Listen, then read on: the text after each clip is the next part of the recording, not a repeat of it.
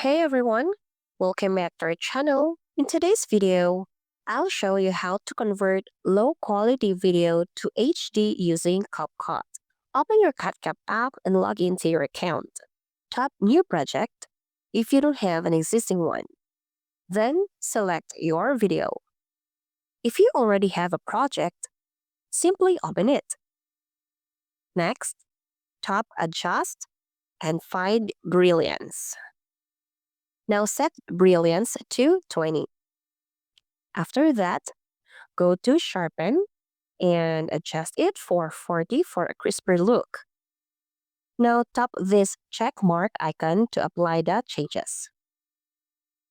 Drag the adjustment layer across the entire video to ensure the settings apply throughout.